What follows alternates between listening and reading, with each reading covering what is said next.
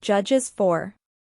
The Israelites again did what was evil in the sight of the Lord, after Ehud died. So the Lord sold them into the hand of King Jabin of Canaan, who reigned in Hazor. The commander of his army was Sisera, who lived in Harosheth-Agoyim. Then the Israelites cried out to the Lord for help, for he had 900 chariots of iron, and had oppressed the Israelites cruelly 20 years. At that time Deborah, a prophetess, wife of Lapidoth, was judging Israel.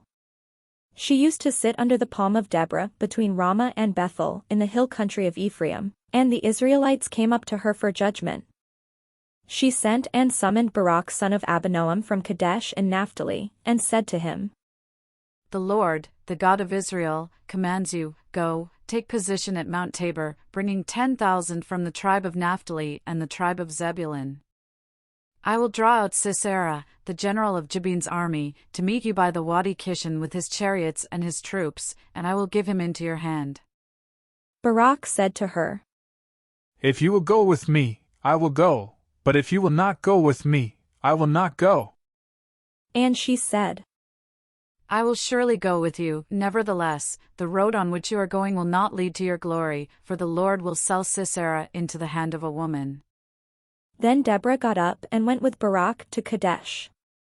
Barak summoned Zebulun and Naphtali to Kadesh, and 10,000 warriors went up behind him, and Deborah went up with him. Now Heber the Kenite had separated from the other Kenites, that is, the descendants of Hobab the father-in-law of Moses, and had encamped as far away as Elon Bezananim, which is near Kadesh.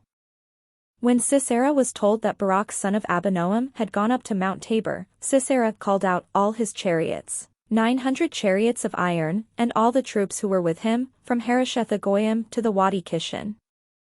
Then Deborah said to Barak, "Up! For this is the day on which the Lord has given Sisera into your hand. The Lord is indeed going out before you." So Barak went down from Mount Tabor with 10,000 warriors following him. And the Lord threw Sisera and all his chariots and all his army into a panic before Barak. Sisera got down from his chariot and fled away on foot, while Barak pursued the chariots and the army to Harosheth-Agoyim. All the army of Sisera fell by the sword, no one was left. Now Sisera had fled away on foot to the tent of Jael wife of Heber the Kenite, for there was peace between King Jabin of Hazor and the clan of Heber the Kenite. Jael came out to meet Sisera, and said to him, "Turn aside, my lord, turn aside to me, have no fear."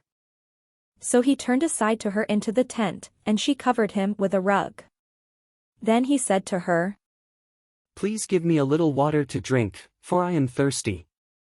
So she opened a skin of milk and gave him a drink and covered him. He said to her, "Stand at the entrance of the tent, and if anybody comes and asks you, 'Is anyone here?' say, 'No.'" But Jael wife of Heber took a tent peg, and took a hammer in her hand, and went softly to him and drove the peg into his temple, until it went down into the ground. He was lying fast asleep from weariness, and he died. Then, as Barak came in pursuit of Sisera, Jael went out to meet him, and said to him, "Come, and I will show you the man whom you are seeking." So he went into her tent, and there was Sisera lying dead, with the tent peg in his temple. So on that day God subdued King Jabin of Canaan before the Israelites. Then the hand of the Israelites bore harder and harder on King Jabin of Canaan, until they destroyed King Jabin of Canaan.